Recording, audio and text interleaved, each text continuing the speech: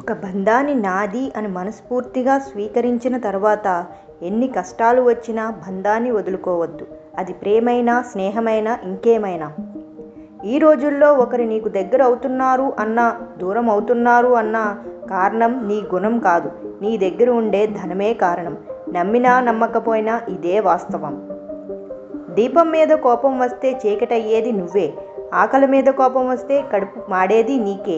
ఇష్టమైన వారి మీద కోపం వస్తే ఒంటరయ్యేది నువ్వే. ఎప్పుడూ మనసు ప్రశాంతంగా ఉండాలంటే మాటకి విలువ లేనప్పుడు మౌనంగా ఉండాలి. అసలు మనిషికే విలువ లేదని తెలిసినప్పుడు దూరంగా ఉండాలి. మనకు ఇష్టమైన పనిలో ఎప్పుడూ నిమగ్నమై ఉండాలి. భూమి లోపల కంటే మనుషుల మెదడు నుండే ఎక్కువ బంగారం తవ్వబడింది.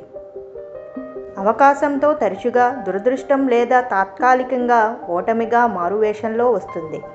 నీకు సహకారంపై నమ్మకం ఉంటే మండుకున్న 4 చక్రాలలో ఒకదాన్ని తీసేసి చూడు, ఏం జరుగుతుందో. నీ గురించి నిజం చెప్పేవాడి నుండి సలహా అడుగు. అది వినడానికి నీకు బాధ కలిగించినా సరే, ఖాళీ ప్రశంసలు నీ అభివృద్ధికి ఏమాత్రం పనికిరావు. తక్కువ మంట తక్కువ వేడిని పుట్టిస్తుంది. అలాగే బలహీనమైన కోరికలు బలహీనమైన ఫలితాలనే తెస్తాయి. మనసు దేనిని కోరి విశ్వసించినా అది ఖచ్చితంగా సాధించగలదు. ప్రతి ప్రతికూలత, ప్రతి వైఫల్యం, ప్రతి గుండె నొప్పి దానితో సమానమైన లేదా అంతకంటే ఎక్కువ ప్రయోజనం యొక్క విత్తనాన్ని కలిగి ఉంటుంది.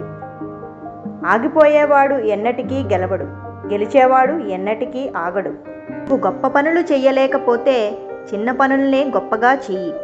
ప్రావీణ్యం అభ్యాసంతో మాత్రమే వస్తుంది, కేవలం సూచనలు చదవడం ద్వారా కాదు. ఊహను తక్కువగా అంచనా వేయకు. గొప్పవన్నీ మొదట మెదడులోనే పుట్టాయి, ఆ తర్వాతే మన వాస్తవికతలోకి సృష్టించబడ్డాయి. ఎక్కువ డబ్బు లేనివాడు సాధారణంగా ఇతరుల అభిప్రాయాలను సులభంగా తీసుకుంటాడు.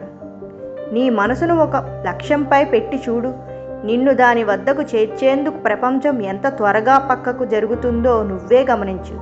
నువ్వు ఎక్కువగా ప్రేమిస్తే బాధపడతావేమో, కానీ తక్కువగా ప్రేమిస్తే మాత్రం దుఃఖంలో జీవిస్తావు. ఓటమి వచ్చినప్పుడు నీ ప్రణాళికలు సరైనవి కాదనే సంకేతాన్ని అంగీకరించు.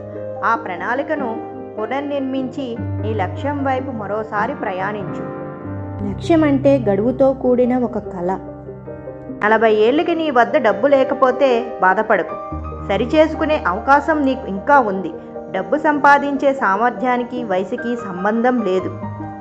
పేదరికం అనేది మన సోమరితనం యొక్క ఫలితమే తప్ప ఇంకేమీ కాదు. విలువైనది విజ్ఞానం కాదు, దానిని ఉపయోగించే విధానం. తమ దృక్పథాన్ని విస్తృతం చేయడంలో నిర్లక్ష్యం చేయడం వల్ల కొంతమంది తన జీవితం అంతా ఒకే పని చేస్తూ ఉంటారు. గుర్తుపెట్టుకో, చట్టం గురించి ఎక్కువ తెలిసిన న్యాయవాది కాదు, కేసును పకడ్బందీగా సిద్ధం చేసిన న్యాయవాదే గెలుస్తాడు.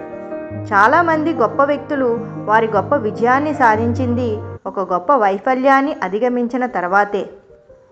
Thank you for watching. నా ఛానల్ని ఫస్ట్ టైం కనుక చూస్తున్నట్లయితే వెంటనే సబ్స్క్రైబ్ చేసుకోండి, ఆల్ ప్రెస్ చేసుకు పెట్టుకోండి. ఎందుకంటే నేను పెట్టే ప్రతి వీడియోని మిస్ కాకుండా చూడొచ్చు. ఈ వీడియో కనుక నచ్చినట్లయితే లైక్ చేయండి, షేర్ చేయండి అండ్ కామెంట్ చేయండి.